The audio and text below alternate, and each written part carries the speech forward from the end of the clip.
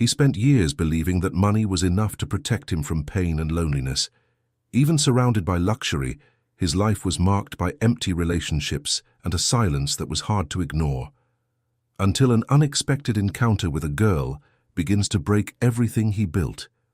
And what seemed like mere curiosity transforms into something capable of changing who he has become. If this beautiful story of overcoming and love interested you, don't forget to subscribe to our channel and tell us which city you are watching us from. Continuing, Enrique Albuquerque had the kind of life that appeared in business magazines and sparked envy in those who observed him from afar. At 45 years old, he was the owner of one of the largest construction companies in the south of the country, with development spread across Porto Alegre and neighboring cities. His name opened doors, his business card guaranteed important meetings, and his signature moved millions. He had conquered everything he once imagined to be important. But he had also lost something along the way, something that did not appear on financial balance sheets or in million-dollar contracts. The morning always began the same way. The alarm clock rang at 5:30, and he got up without hesitation, as if his own body had been programmed to function like an efficient machine. The house was immense, with high ceilings, imported marble floors, and enormous windows overlooking the Guaíba. Everything was impeccable, everything in its place, everything far too silent. The maid arrived at 7, prepared the coffee he drank alone, and discreetly vanished through the corridors. He liked it that way. Fewer people, less talk, less chance of disappointment. In the office, the routine was predictable. Meetings with investors, project analysis, approval of blueprints, land negotiations. Enrique conducted everything with a coldness that impressed even the oldest partners. He never raised his voice, never lost his composure, never let emotions interfere with decisions.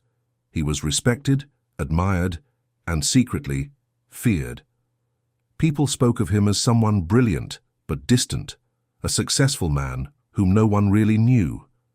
Because Enrique had learned over the years that trusting was dangerous, that opening one's heart was the same as handing over one's own vulnerability into the hands of those who could destroy it. He had made that mistake before.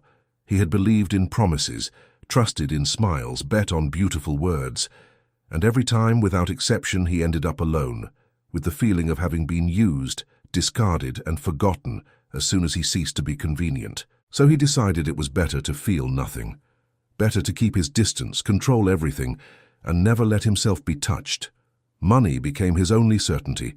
With it, he could buy comfort, security, and respect. He could ensure that no one else hurt him, because no one else would get close enough to do so.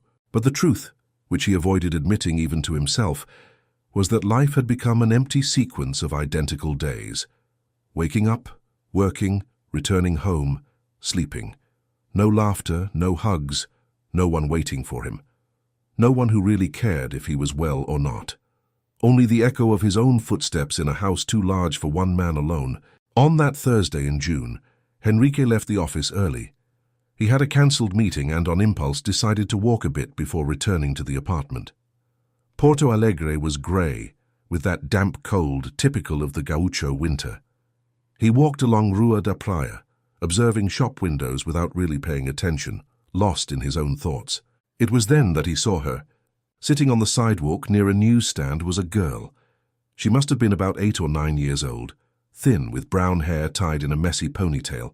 She wore a worn-out coat, much too large for her, and had a notebook open on her lap. She was drawing something with a well-worn colored pencil, completely absorbed in it, oblivious to the movement of the street, the cold, and the people passing by in a hurry. Enrique stopped. He didn't quite know why. There was something about her that caught his attention in a strange, almost uncomfortable way. Perhaps it was the concentration on her face, as if that simple drawing were the most important thing in the world. Or perhaps it was the contrast between the fragility of that scene and the cynicism he carried inside himself. The girl raised her eyes and saw him standing there watching. She didn't seem scared or embarrassed. She just smiled, a small, shy smile, but a genuine one. Enrique felt something strange tighten in his chest. It had been so long since someone had looked at him that way, without interest, without ulterior motives, without expecting anything in return. Just a smile. He took a few steps toward her, not thinking clearly about what he was doing. "What are you drawing, girl?" She looked at the notebook, as if only now remembering it was there. A house with a garden and everything. Henrique leaned down to see better. The drawing was simple, made with childlike strokes, but there was care in it. Colourful flowers in front, windows with curtains, a large sun in the corner of the page. Beautiful. Do you live in a house like that? The girl shook her head, still smiling, but this time the smile had a touch of sadness. "No, but one day I will." Henrique felt a greater tightness in his chest. There was such pure hope in those words, an innocence he hadn't seen in years. He wanted to ask more, but didn't know how. He didn't know how to talk to children. He didn't know how to talk to anyone, really, in a way that wasn't about business or contracts. "What is your name?" "Isabella." "Isabella, a beautiful name. I'm Henrique." She nodded, as if storing that information, and went back to drawing. Henrique stood there for a few more moments, not knowing what to do. Part of him wanted to leave, to return to the safety of his known world, where there was no room for confused feelings. But another part, a part he thought had died a long time ago, wanted to stay. "Are you cold?" Isabella shrugged. "A little, but it's okay." Henrique took his wallet from his pocket, pulled out a few bills and held them out to her. It was what he always did. Solve everything with money. But Isabella looked at the bills and shook her head. "No need, sir. I'm not asking for anything." "I know, but take it. Buy a snack, a chocolate, anything." She hesitated, looked at the bills, then at him, then at her own drawing. Then she raised her eyes again, and there was something in that gaze that completely disarmed Henrique. "You're a good person, sir, but I'm not here to get money. I'm just drawing." Henrique didn't know what to say. No one had ever refused his money. No one had ever looked at him that way, as if money were the least important thing in the world. He put the bills back away, feeling strangely out of place. "All right then, sorry to bother you." "You didn't bother me. It was nice talking." Henrique nodded and began to walk away. But before turning the corner, he looked back one last time. Isabella was still drawing, lost in her own world, as if he had never been there. But something had changed. Something inside him had woken up after years of sleep. In the following days, Henrique couldn't stop thinking about that encounter. He tried to concentrate on meetings, but the image of the girl kept coming back. Her smile, her gentle refusal, the way she looked at him without fear, without interest, only with pure and honest curiosity. He returned to Rua da Praia at the same time, almost without realizing he was looking for her, and there was Isabella in the same place, with the same notebook, drawing once again. "Hi, Isabella." She raised her eyes and smiled, as if it were the most natural thing in the world for him to be there. "Hi, Mr. Henrique. Can I sit down?" Isabella nodded, and he sat beside her on the cold sidewalk. They stayed in silence for a while, him watching as she drew. There was no rush, no expectation, only the company of a child who demanded nothing from him other than being there. "What are you making today?" "A dog. I've always wanted to have a dog. And why don't you have one?" Isabella stopped drawing for a moment, thoughtful. "Because Grandma says we can barely buy food for ourselves. We can't have a dog too." Henrique felt his heart tighten. He wanted to offer money again, wanted to solve it the way he always solved everything. But something stopped him. Perhaps the memory of her refusal, perhaps the feeling that money wasn't the right answer this time. "Do you live with your grandmother?" "I do, just the two of us." "And your parents?" Isabella went quiet for a moment, looking at the drawing. "My mom left a long time ago, and my father I never met." Henrique didn't know what to say. He felt a weight in his chest, a mixture of compassion and something more, something he couldn't name. "I'm sorry, girl." "It's okay. Grandma takes good care of me. She's good. But she's sick now, so I stay out on the street more, drawing." They continued talking, and Henrique discovered that Isabella was 9 years old, studied when she could, loved to draw, and dreamed of one day having a house with a garden and a dog. She spoke with a lightness that contrasted with the hardness of the life she led, and Henrique found himself admiring that, admiring her strength, the hope that still shone in her eyes despite everything. When they said goodbye, Henrique felt that something inside him was changing. For the first time in many years, he didn't want to be alone. He wanted to return. He wanted to talk more. He wanted to understand how someone so small could carry so much light in the midst of so much difficulty. And that was how it began. A chance encounter on a cold afternoon in Porto Alegre.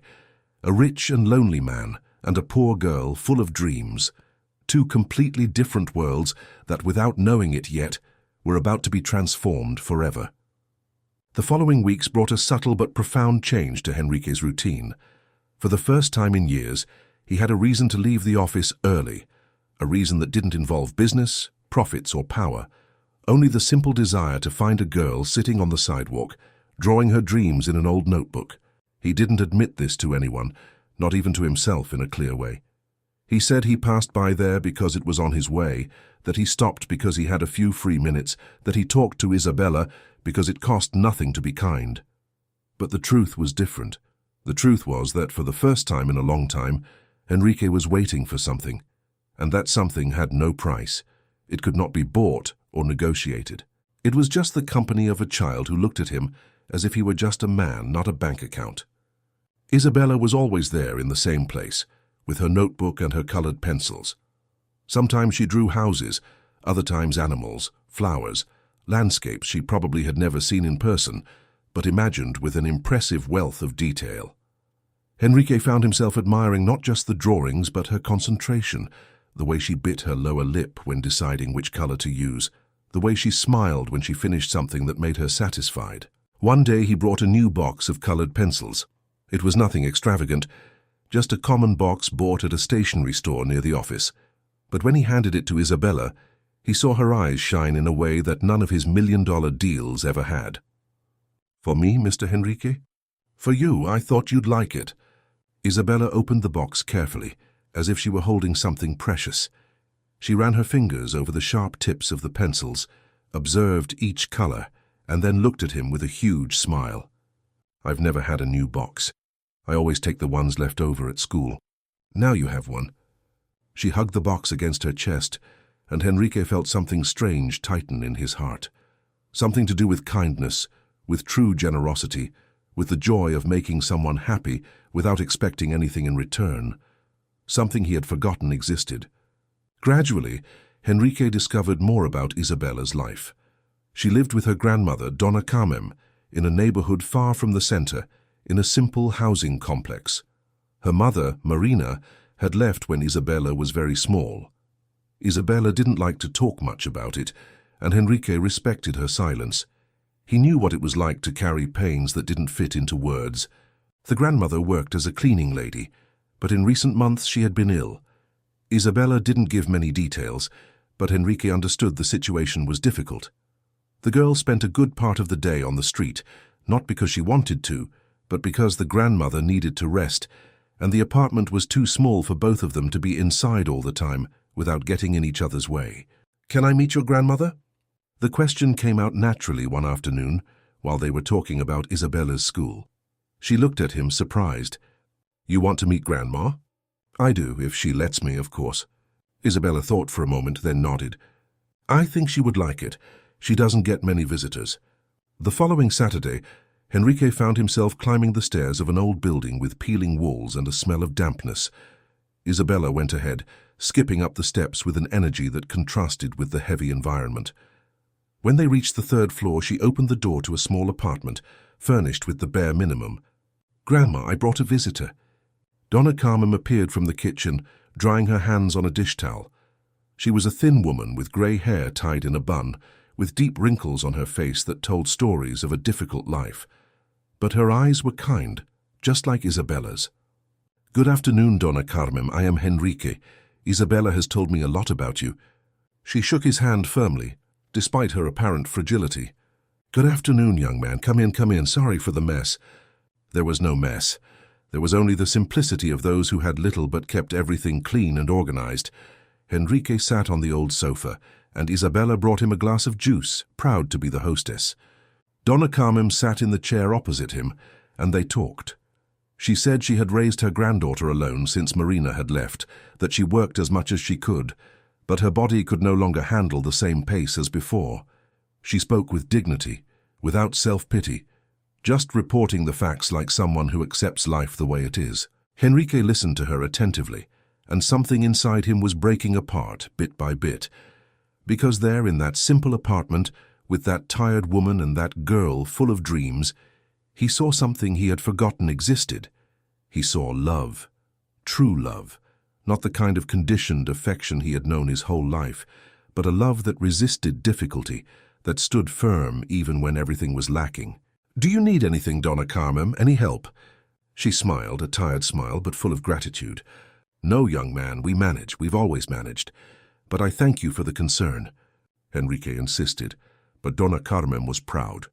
She didn't accept charity, she didn't want to be treated as someone worthy of pity, and Enrique, accustomed to solving everything with money, found himself not knowing what to do, because for the first time his wealth was of no use. When he left there, it was already night. Isabella accompanied him to the gate, and before saying goodbye, she looked at him with those large, sincere eyes. "Thank you for coming, Mr. Enrique. Grandma was happy. I am the one who thanks you for letting me meet her. You are different from the other rich people I've seen." Enrique frowned. "Why?" "Because you look at us for real. You don't pretend we don't exist." Those words kept echoing in Enrique's head all the way back. He had spent so much time protecting himself, isolating himself, treating people like numbers and strategies, that he had forgotten what it was like to truly look at someone, to look with genuine interest, with care, with affection. Isabella was teaching him that without even realizing it. She was showing him that life could be more than contracts and bank accounts, that kindness, purity, and hope still existed, and that those things could not be bought. They could not be manufactured. They were only received when one was willing to open their heart. In the following weeks, Enrique began to change. It was a slow transformation, almost imperceptible to those who knew him. But he felt it.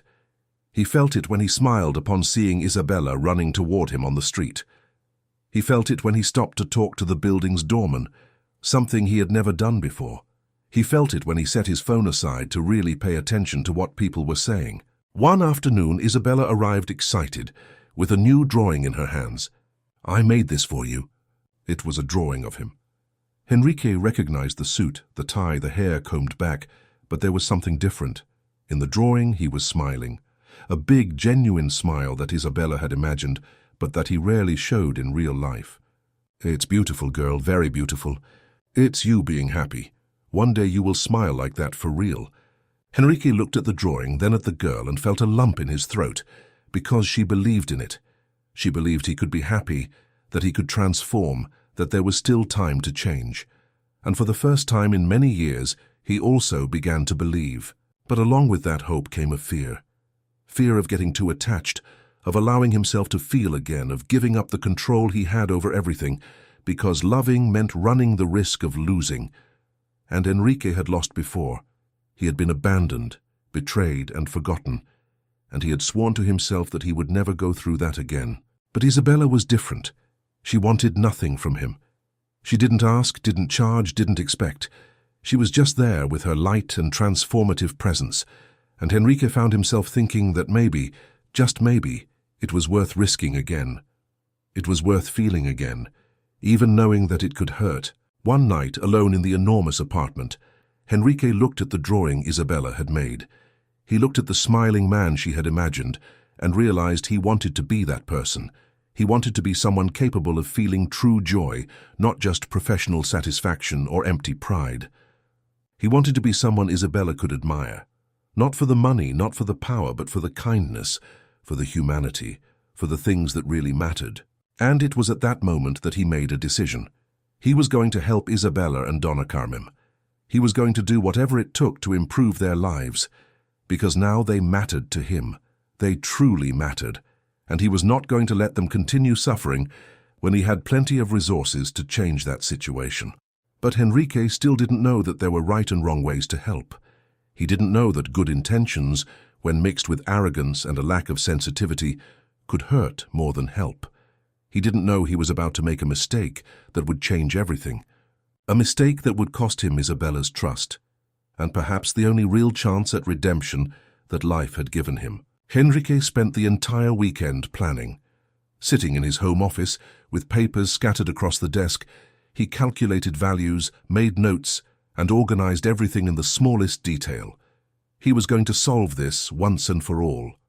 He was going to take Isabella and Donna Carmen out of that difficult situation, give them a better life, and ensure they never had to worry about money again. He was so excited about the idea that he didn't realize he was acting exactly as he always had, with control, with planning, with the certainty that money solved everything. He didn't stop to think if that was what they wanted. He didn't ask, didn't talk, didn't seek an opinion. He simply decided, as he always did in his business. On Monday, he looked for Isabella in the usual place. She was there, drawing with the new pencils he had given her. When she saw him, she smiled in that way that made his chest tighten. "Hi, Mr. Henrique." "Hi, girl, I need to talk to you. It's important." Isabella closed the notebook, paying attention. Henrique sat beside her, took a deep breath, and began to speak. He explained that he had thought a lot, that he wanted to help, that he had the means to do so. He said he was going to rent a better apartment for them in a good neighborhood, with more space, that he would pay for the best doctors to take care of Donna Carmen, that he would enroll Isabella in a private school where she would have everything she needed, that he would ensure nothing was ever lacking again. He spoke fast, excited, as if he were presenting a business project. He didn't notice Isabella's expression changing bit by bit. He didn't see the smile disappearing, replaced by something that looked like confusion, then discomfort. When he finished, he expected gratitude. He expected her eyes to shine with joy. He expected a hug, maybe even tears of happiness. But what he saw was very different. Isabella looked at the ground, biting her lower lip, her shoulders tense. "Girl, don't you like the idea?" She took a while to answer. When she finally spoke, her voice came out low, almost a whisper. "Do you think we need charity, sir?" "It's not charity, Isabella. It's help. I want to help you." "Why do you think we need to be helped?" Enrique frowned, not understanding. "Because you are going through hard times. Because your grandmother is sick. Because you live in a small place. Because things are lacking." Isabella raised her eyes to him, and there was something different there. Something Enrique had never seen before. Hurt. "We don't have much money, it's true, but we have dignity. Grandma has worked her whole life to take care of me. We aren't poor things who need a rich person feeling pity." The words hit Enrique like a punch to the stomach. He tried to explain, but she continued speaking, and for the first time there was strong emotion in her voice. "I liked you because you were different, because you talked to me, listened to me, treated me like a person, not because you had money. But now you come here with all this idea, as if we were a charity project, as if money solved everything." "Isabella, I didn't mean that. I just want you to have a better life." "Better for whom, Mr. Henrique? For you to feel good, to ease your conscience?" Henrique was left speechless, because deep down there was a painful truth in that. Perhaps he really was doing it more for himself than for them. Perhaps he was trying to buy the redemption he so sought. Perhaps he was using money to compensate for the inability to give true attention, presence, and care. Isabella stood up, gathering her belongings with quick gestures. "Grandma always taught me that we don't ask for anything from anyone, that we manage with what we have, because asking for help is one thing, but accepting that someone solves everything for us, as if we didn't have the capacity, is another. You don't understand that, do you, because you've never had to fight for anything, you've always had everything." "That's not true, Isabella. I fought hard to get where I am. But you fought with resources. We fight with nothing. And even so, we haven't lost our dignity. We haven't become a project for a rich man wanting to feel good about himself." Each word was a sharp blade cutting through something inside Henrique. He tried to hold her hand, but Isabella pulled back. "Isabella, I'm sorry, I was wrong. I didn't want to make you feel this way." She looked at him with watery eyes, and Henrique saw deep disappointment there. The disappointment of someone who had believed in someone and discovered that, in the end, that person was just like all the others. "I thought you were different, but you're not. You also think money buys everything, even people." "It's not that, girl." "Then what is it? You came here with everything planned without even asking if this was what we wanted. You treated us as if we were a problem to be solved, not as people with our own choices. You didn't want to help. You wanted to control." Enrique felt the ground collapse beneath his feet, because she was right. She was right in every word. He had done exactly that. He had tried to solve everything his way, without respecting their will, without understanding that helping was not about imposing solutions, but offering support. Isabella wiped her eyes with the back of her hand and picked up her drawing notebook. She tore out a page, the one where she had drawn Henrique smiling, and handed it to him. "Keep this, to remember that one day I believed you could be truly happy, but now I know you never will be, because a happy person doesn't need to buy the happiness of others to feel good." She put the colored pencils in her backpack and began to walk away. Henrique stood still, holding the drawing, not knowing what to do. He wanted to run after her, wanted to shout that he was sorry, that he would change, that he understood the mistake. But the words wouldn't come out, and when he finally managed to move, Isabella had already turned the corner and disappeared. Henrique stayed there in the middle of the sidewalk, with the drawing in his hands. He looked at that smiling man Isabella had imagined and felt an immense pain in his chest, because he had just lost the only person who had believed he could be better. In the following days, he returned to the same place every day, but Isabella didn't show up anymore. The empty sidewalk without her seemed even colder, even grayer. Henrique found himself looking at the space where she used to sit, waiting uselessly for her to return. He tried to go to Donna Carmen's apartment, but when he arrived, the neighbor said they had left early and she hadn't seen when they returned. Henrique left a note asking to talk, but he never received a response. Isabella's absence created a void even larger than the one he lived in before meeting her, because before, he didn't even know he was empty. He had grown accustomed to the loneliness, the coldness, and the lack of affection. But now he knew what he was missing. He knew what it was like to have someone who cared, who talked, who looked at him with sincerity, and he had thrown it all away, out of arrogance, out of thinking he knew what was best, out of trying to solve with money something that required sensitivity, respect, and humanity. At night, alone in the enormous apartment, Henrique looked at the drawing Isabella had left. The smiling man on the page seemed to mock him, reminding him of everything that could have been, but that he destroyed with his own hands. For the first time in many years, Henrique cried, not out of anger, not out of frustration, but out of a deep and genuine pain. The pain of having hurt someone who didn't deserve it, the pain of having lost something precious out of pure stupidity, the pain of finally understanding that money, power, and control were worth nothing if he continued to be the cold and insensitive man he had always been. He needed to find Isabella again. He needed to apologize for real. He needed to show her that he had understood the mistake, that he was willing to change, that he wanted to learn to be a better person.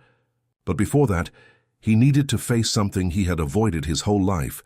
He needed to look inside himself and understand why he had become that man, why he had built so many barriers, why he had given up on trusting people, and above all, he needed to discover who Isabella really was.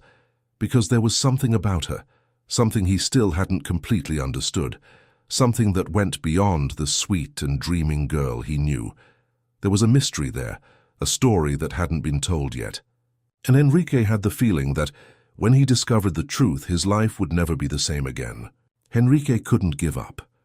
2 weeks had passed since the day Isabella had walked off that sidewalk and vanished from his life, but the absence continued to weigh like a stone in his chest. Every morning he woke up with the same feeling of emptiness, and every night he returned home carrying the weight of guilt and regret. He tried to go back to Donna Carmen's apartment several times, but he never found anyone. The neighbors said they left early and came back late, or that they were traveling, or they simply didn't know. Henrique had the impression that Donna Carmen was purposely avoiding any contact with him. Sitting in his office, looking at the city through the window, Henrique made a decision. He was going to find out more about Isabella, not to invade her life, not to control the situation, but because he needed to understand. He needed to know who that girl was, who had entered his life and turned everything upside down. He started discreetly. He talked to the neighbor from the floor below, a lady who had lived there for years and knew Donna Carmen's story.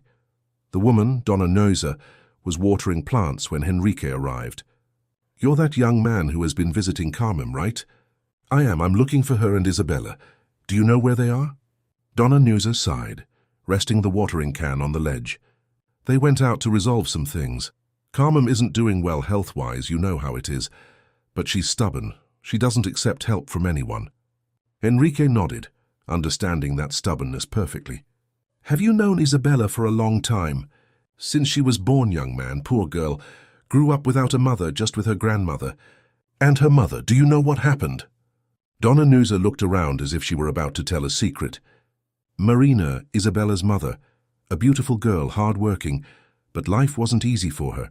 She got pregnant young, the child's father didn't want to know. She raised the girl alone for a few years, working wherever she could. But then she got sick.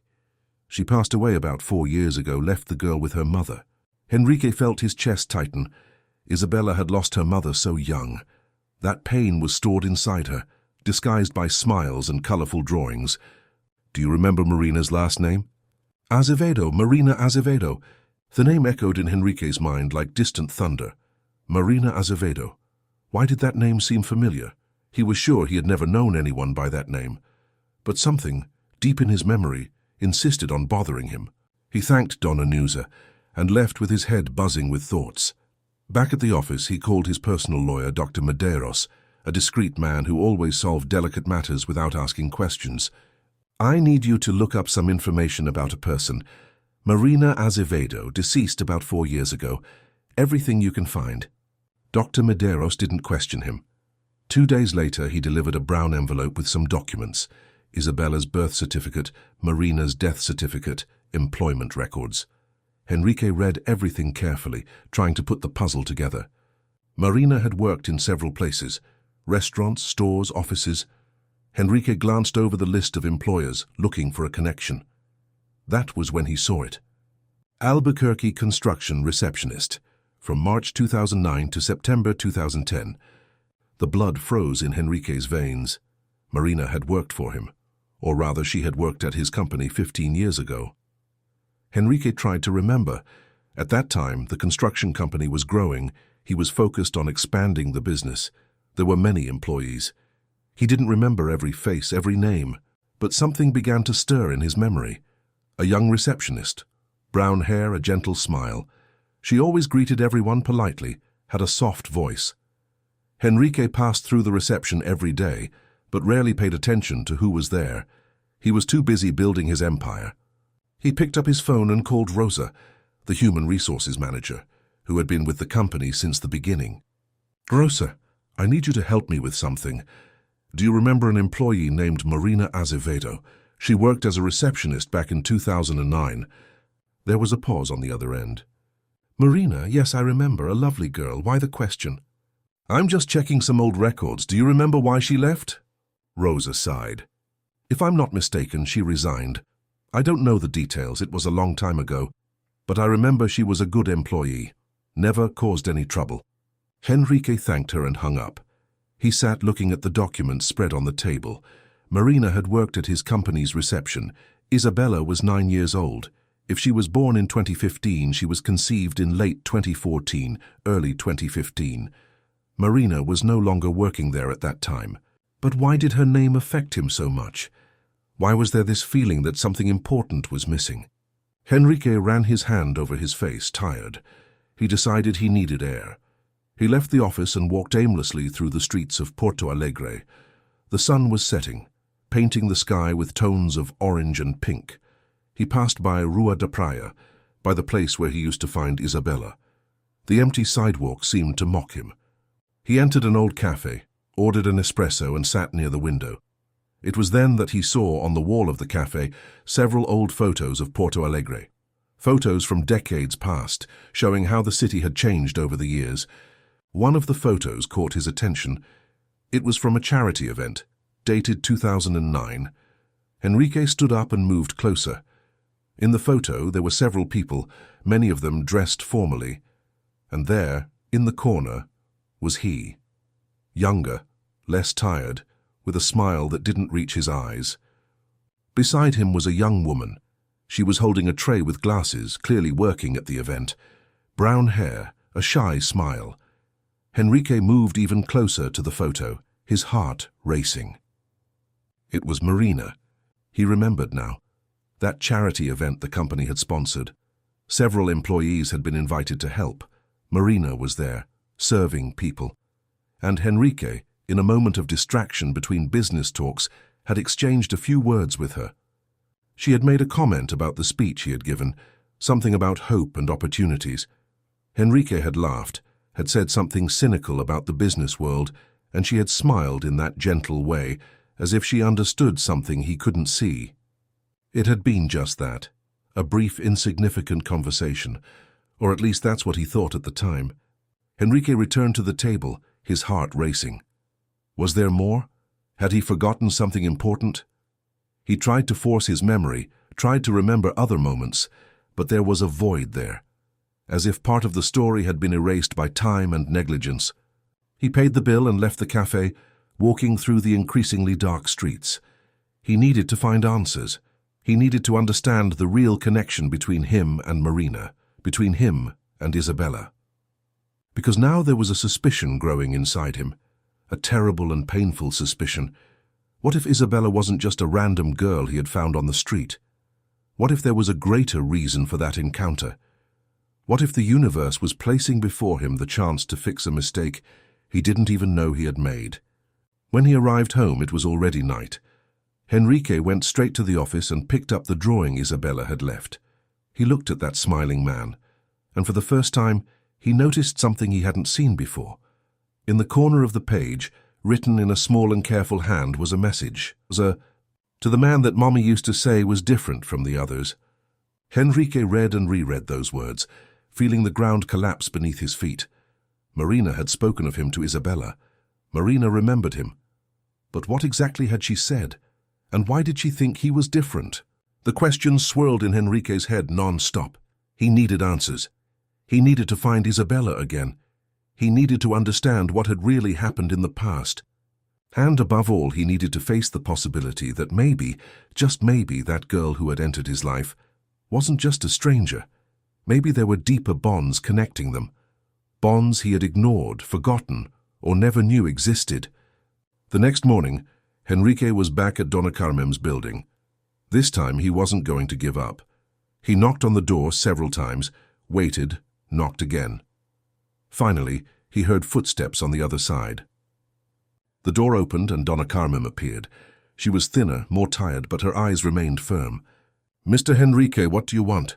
"I need to talk to you, to Isabella, please." Donna Carmen looked at him for a long moment, as if measuring his intentions. "Isabella doesn't want to see you. I know and I understand. But I need to apologize. I need her to know that I understood the mistake I made." Donna Carmen sighed, tired. "Come in, Mr. Henrique, but be quick. I have much to do." Henrique entered the apartment. Isabella was sitting on the sofa, drawing. When she saw him, her face clouded over. She said nothing, just looked at her grandmother, as if asking for explanations. Donna Carmen sat beside her granddaughter, and Henrique remained standing, holding the drawing she had left. "Isabella, I came here to apologize to you, truly. You were right about everything you said. I acted arrogantly, insensitively.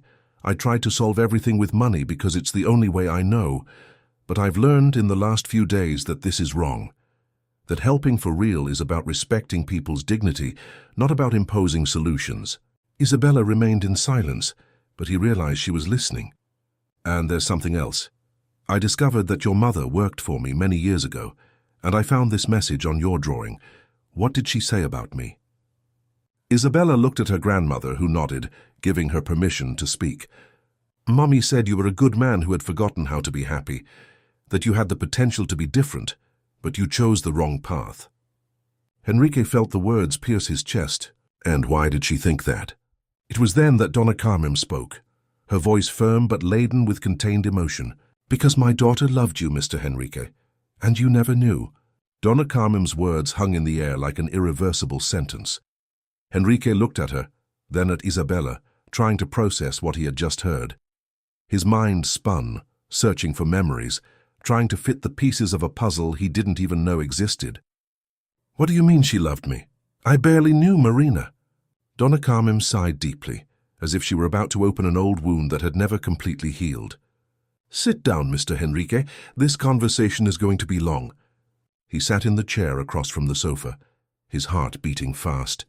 Isabella looked at her grandmother with a serious expression, as if she already knew that story, but still needed to hear it again. Donna Carmen began to speak, her voice heavy with contained emotion. My daughter Marina started working at your company in March 2009. She was 22 years old. She was a dreamer. She believed the world could be a better place. She worked at the reception, earned little, but she liked what she did. She said one day she was going to grow in that company. She was going to make a difference. Henrique listened in silence, the blurred image of Marina beginning to gain sharper contours in his memory. She spoke of you. She said you were different from the other businessmen she had met, that there was something in your gaze, a hidden sadness, as if you carried a weight that no one saw. She had that capacity, you know, to see beyond appearances. And what happened? Donna Carmen looked at Isabella, as if asking permission to continue. The girl nodded, her eyes already shining with contained tears. In September of that year, there was that charity event. Marina went to help. And there, at the end of the night, when almost everyone had gone, she and you talked. For real, for the first time. Henrique closed his eyes, trying to force his memory. The event. Yes, he remembered. He had stayed late, reviewing some documents. Most of the guests had already gone. And then, she brought me a coffee, said I looked tired. The memory returned like a wave. Marina, with that gentle smile, placing a cup of coffee on the table where he worked. Henrique had thanked her distractedly, but she had stayed there, waiting. And then, he had looked at her, really looked for the first time. You talked for hours that night, Mr. Henrique. Marina arrived home in the early morning with her eyes shining. She said she had met the most interesting man in the world, that she had talked to you about dreams, about life, about what really mattered. She said you had opened up in a way she had never seen anyone open up before. Henrique felt his chest tighten. He remembered now. He remembered talking to Marina about things he never shared with anyone, about the loneliness, about the fear of trusting, about how he had built an empire but lost himself in the process. And she had listened without judgment, only with that genuine understanding that few people possessed. In the following days you met other times, always in the early hours when the office was empty. Marina said those were the only moments when you let the mask fall, when you were just a man, not a businessman. Henrique remembered. He remembered the conversations, her smiles, the way she made him feel less alone, and he also remembered what had happened after. One night you kissed, and after that everything changed. The memory returned in full force now. The kiss, the connection, the way that for a few weeks Henrique had allowed himself to feel something beyond ambition and coldness. Marina had been light in the midst of the darkness of his life. But then came that business proposal, the chance to expand the company, to close the biggest contract of his career. It demanded total time, absolute dedication, and Henrique, as always, chose work. I distanced myself from her. I stopped showing up at those times. I avoided the conversations. Donna Carmen nodded, tears streaming down her face. Marina tried to talk to you several times. She tried to schedule a meeting, tried to explain that she needed to talk about something important, but you were always busy, always had meetings, always had something more urgent, until she gave up.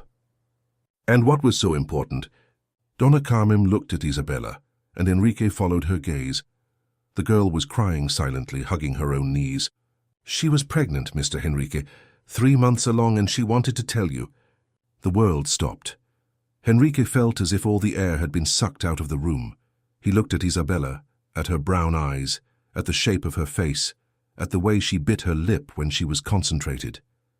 How had he not seen it before? How had he not realized? Isabella is... Your daughter, yes. Henrique stood up abruptly, staggering. He ran his hand through his hair, trying to breathe, trying to process the magnitude of that revelation. He had a daughter, a 9-year-old daughter he had never known, never hugged, never cared for. Why didn't she tell me? Why didn't she insist? Donna Carmen wiped her tears with the back of her hand. Because my daughter had pride, Mr. Henrique. Because she saw how focused you were on business, how important that contract was. And she decided she wasn't going to be one more person trying to take your time, your attention. She decided she was going to raise the girl alone. But I had the right to know. You did. And Marina knew that. That's why she never spoke ill of you to Isabella. She never said you had abandoned her because she knew you didn't even know. She took responsibility for her choice. She raised the girl with love, worked double, did everything to give her daughter a dignified life. And even in the most difficult moments, when she was sick, when she knew she wasn't going to be around long, she spoke of you with affection. Henrique looked at Isabella, who continued to cry softly. He approached slowly, kneeling in front of her. "Isabella, girl, I'm sorry. I'm sorry for not having been there. I'm sorry for having chosen work instead of your mother. I'm sorry for having lost 9 years of your life." Isabella looked at him through her tears. "I knew. Grandma told me a few months ago. When we saw you on that sidewalk, I knew who you were. Why didn't you tell me? Because I wanted to see what kind of person you were. I wanted to know if my mother was right, if there really was something good in you. That's why I stayed there, drawing, waiting for you to appear. And it was a test that I passed in the beginning but failed miserably afterward." Isabella shook her head. "You didn't fail. You just forgot for a moment what you had learned from us, but now you remembered." Henrique felt his own tears streaming down his face. For the first time in his life, he cried in front of other people, without caring, without trying to hide it. Because the pain was too great, the guilt too heavy, the regret too deep. "I lost so much time. I lost your mother, I lost your first years of life, I lost the chance to be the father you deserved." Donna Carmen approached, placing her hand on his shoulder. "But you can be now, Mr. Henrique. You can't go back and change the past, but you can choose to be different from now on." Henrique looked at Isabella, at that incredible girl who carried within her the best of Marina, and perhaps the best of him too. A girl who had every reason in the world to hate him, but who instead had given him the chance to be better. "I want to be your father, Isabella. For real, not with money, not solving everything from afar, but by being present, listening, caring, the right way. If you let me." Isabella was silent for a long moment, looking at him with those eyes that were so much like his own. Then slowly she reached out and touched Henrique's face. "Mommy used to say that everyone deserves a second chance, that no one is just the mistakes they make." Henrique held her small hand, squeezing it gently, as if he were holding something precious and fragile. "Your mother was a wise woman, and an incredible woman. I was an idiot for letting her go. She also loved you until the end." Those words broke the last of the defense Henrique had. He hugged Isabella, and she returned the hug, small and fragile in his arms, but at the same time strong and full of forgiveness. Donna Carmen joined them, and the three stayed there, crying together, releasing years of pain, of secrets, of unspoken words. When they finally separated, Henrique wiped his tears and looked at the two women in front of him. "I don't know how to be a father. I don't know how to do this right, but I will learn. And I'm going to do everything differently this time. I won't let work consume me. I won't choose money instead of people. I won't repeat the mistakes of the past." Donna Carmen smiled, a tired but hopeful smile. "No one knows how to be a father, Mr. Henrique. We learn on the way. The important thing is to be present. It's to try. And there's something else. You, Donna Carmen, you are my daughter's grandmother, the woman who raised her when I failed. Let me take care of you too. Not as charity, but as family. Because that's what we are now. Family." Donna Carmen looked at Isabella, who nodded, smiling for the first time since Henrique had arrived. "All right, Mr. Henrique, but it has to be our way, with respect, with talking. No solving everything without asking." "Agreed. From now on, everything will be talked about, everything will be together." Isabella stood up and picked up her drawing notebook. She opened to a page Henrique hadn't seen before. It was a drawing of 3 people, a man, an older woman, and a girl. They were holding hands, smiling. "I drew this when Grandma told me the truth. It was my dream, a real family." Henrique looked at the drawing, at that simple but powerful representation of what could be, and for the first time in many years, he felt something he had forgotten existed. Hope. Hope that it wasn't too late. Hope that he could fix what he had broken. Hope that there was still time to be the man Marina had seen in him, even when he himself had given up on seeing it. And there, in that simple apartment, with 2 people who were his family without him knowing it, Henrique Albuquerque finally understood what really mattered. It wasn't money. It wasn't success. It wasn't power. It was love. It was presence. It was giving someone the certainty that they were not alone in the world. And he had the chance to do that now. He had the chance to be a father. He had the chance to honor Marina's memory by being the man she always believed he could be. He wasn't going to waste that chance, never again. 6 months later, Henrique woke up to the sound of laughter coming from the garden. He got out of bed, went to the window and smiled, seeing the scene unfolding below. Isabella was running after a golden retriever named Sol, while Donna Carmen, sitting in a comfortable chair under the shade of a jabuticaba tree, watched everything with a peaceful smile on her face. The house was not the mansion where Henrique lived before. It was smaller, cozier, with a large garden where Isabella could play and draw outdoors. It was in a quiet neighborhood of Porto Alegre, far from the bustle of the center, but close to everything that really mattered. Close to Isabella's school, close to the square where they liked to walk on Sundays, close to the simple life they had chosen to live together. Henrique went down the stairs, wearing only an old t-shirt and shorts, very different from the expensive suits he used to wear religiously.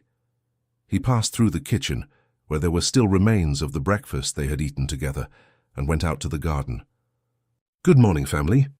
Isabella ran to him and hugged him tight. "Good morning, Dad. Sol has already learned to sit. Want to see?" "I do, of course." Henrique sat on the grass beside Donna Carmen, who offered him a complicit smile. Isabella commanded the dog with the seriousness of someone teaching something very important, and when Sol finally obeyed, she celebrated as if she had conquered the world. "Very well, girl, you have a knack for this." Donna Carmen gave a low laugh. "She has a knack for everything. She takes after her mother." Henrique nodded, feeling that familiar pang of longing for Marina. There were days when her absence weighed more, especially in moments like that, when he wished she were there to see her daughter growing up happy. But he had learned to carry that longing in a different way, not as guilt or regret, but as gratitude for everything Marina had left behind, especially Isabella. "How are you feeling today, Donna Carmen?" "Much better. That doctor you recommended is working miracles. I can already walk without getting so tired." Henrique had fulfilled the promise to take care of Donna Carmen's health, but this time the right way. He had talked to her, asked what she needed, and respected her decisions. Together they found the best doctors, discussed the treatments, and Donna Carmen accepted the help because it came from a place of respect and family love, not arrogant charity. "That's good. You deserve to feel well." Isabella came running back with Sol bouncing beside her. "Dad, today is Saturday. Are we going to do that thing we agreed on?" "We are. Let me have some coffee and we'll go." The thing they had agreed on was the weekly visit to the municipal orphanage, where Henrique and Isabella spent Saturday mornings playing with the children, bringing books, drawing materials, and mainly attention. It had been Isabella's idea a few weeks ago when she said she wanted to help other children who, like her, had grown up without some things. And Henrique had embraced the idea with enthusiasm, discovering there was immense joy in giving without expecting anything in return. After getting ready, Henrique and Isabella left together. In the car, she told him about the new drawings she had made during the week, about her classes at school, about the book she was reading. Henrique listened to everything with genuine attention, asking questions, laughing at her jokes, truly participating. He had learned that being a father wasn't about giving things, but about being present. It was about knowing her dreams, understanding her fears, and celebrating small victories. It was about showing up every day, even when he was tired, even when he had problems at work. Because nothing, absolutely nothing, was more important than that girl. At the orphanage, the children ran to receive them. Henrique had become a well-known figure there, not as the rich businessman, but as Isabella's father, the man who sat on the floor to draw, who told funny stories, who hugged the children as if each one of them mattered. He spent the morning playing, helping with the drawings and talking. And when a small girl about 6 years old asked if he could be her father too, Henrique felt his heart tighten. He crouched down to her level and said affectionately, "I can't be your real father, little one, but I can be your friend, and I'm going to come here every Saturday to see you, okay?" The girl smiled, satisfied with the promise, and Henrique understood he was learning to spread love without trying to control, without trying to solve everything, just by being present. When they returned home at the end of the afternoon, Donna Carmen had prepared dinner. The three sat at the table talking about the day, laughing, sharing stories. It was simple, it was common, it was everything Henrique had never had and now couldn't imagine living without. After dinner, Isabella took her drawing notebook and showed the most recent one. It was their house with the garden, with Sol running, with the three of them on the porch. At the top of the page, she had written carefully, "My family." Henrique looked at the drawing, at that perfect representation of the life they had built together, and felt his eyes water. "It's beautiful, girl. Can I keep this one?" "You can. I made it for you." He hugged his daughter, pressing her against his chest, thanking in silence for all the coincidences, choices, and second chances that had led to that moment. Later, when Isabella was already sleeping and Donna Carmen had retired to her room, Henrique was alone in the living room. He picked up the old drawing, the one Isabella had made months ago, the smiling man. He compared it with the person he saw reflected in the window, and he realized with profound joy that he had finally become that man, not because he had money, not because he had success, but because he had learned to truly love. He had learned that the greatest wealth was not in bank accounts, but in hugs before bed, in laughter at breakfast, in conversations about the day. It was in looking at someone and knowing that person mattered more than any business, any contract, any professional achievement. Henrique had changed almost everything in his life in the last months. He had promoted a partner to take care of the construction company's daily operations, reducing his workload by half. He had sold the enormous apartment and bought that cozy house. He had started investing in social projects, not to appear in magazines, but because he discovered that making a difference in people's lives brought a satisfaction that no profit had ever provided. But the greatest change wasn't external. It was internal. It was the way he woke up every day with the desire to live, not just to work. It was the capacity to feel, to be moved, to cry when he was sad and laugh when he was happy. It was the courage to trust again, to allow himself to love without fear of being hurt. Marina had seen that in him a long time ago. She had seen the potential he hid under layers of cynicism and coldness, and Isabella, without knowing it, had rescued that. She had shown him that it was never too late to change, that there was always time to be a better person.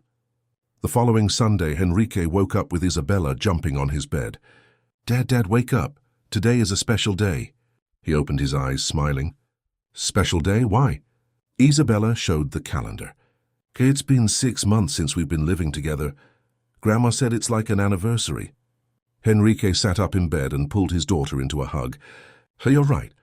It's a very important anniversary, the day we became a real family. And are you happy, Dad? Truly happy?" Henrique looked into those brown eyes, so much like her mother's, so full of hope and love. "Happier than I ever imagined I could be, my daughter." "Then it's true what Mommy used to say, that every person has within them the capacity to be good. They just need someone who believes in it. Your mother was very wise, and you are just like her." They spent the day together, the three of them. They went to the square, had ice cream, walked through the park. Simple, common things, but for Henrique, they were worth more than all the million-dollar contracts he had closed in his life. At night, sitting on the porch with Donna Carmen while Isabella drew in the garden under the lamplight, Enrique said in a low voice, "Thank you, Donna Carmen, for giving me this chance, for believing I could change." The old lady smiled, that tired but wise smile. "It wasn't me who gave the chance, Mr. Henrique. It was my granddaughter, and yourself when you decided to honor Marina's memory by being the man she saw in you. I only wish she were here to see it." "She is seeing it, I'm sure of that." Henrique looked at the starry sky, imagining Marina somewhere, smiling to see her daughter happy, to see that he had finally understood what really mattered. And at that moment, surrounded by the two people he loved most in the world, Enrique Albuquerque understood that he had found something that no money could buy. He had found home. He had found family. He had found himself. And for the first time in a long, long time, he was complete. Because he had learned that love is not bought, not negotiated, not controlled. It is only offered with humility and sincerity. And when it is reciprocated, it becomes the greatest wealth someone can have. Marina had tried to teach him that many years ago, and Isabella had completed the lesson, showing that it is never too late to start over, never too late to change, never too late to be truly happy. Enrique looked at his daughter drawing in the garden, at Donna Carmen resting beside him, at the illuminated and welcoming house, and he knew he was exactly where he should be. Not in an empty and luxurious apartment, but there in that simple house, with that improvised family living that common and extraordinary life at the same time, because he had discovered that true poverty was not the lack of money. It was living without love. It was living without affection. It was living without someone who really cared. And he was no longer that man poor in spirit. He was rich, truly rich, rich in love, in family and purpose. And that finally was more than enough. Dear listeners, we hope the story of Enrique and Isabella has touched your heart. If you were moved by this journey of transformation, of second chances, and of true love, leave your like, subscribe to the channel, and tell us in the comments what touched you the most. Every day we bring intense stories like this one, which reveal the deepest side of the human soul, which make us reflect on what really matters in life. After all, we all deserve a second chance. We all have the capacity to change. And we all need someone who believes in that.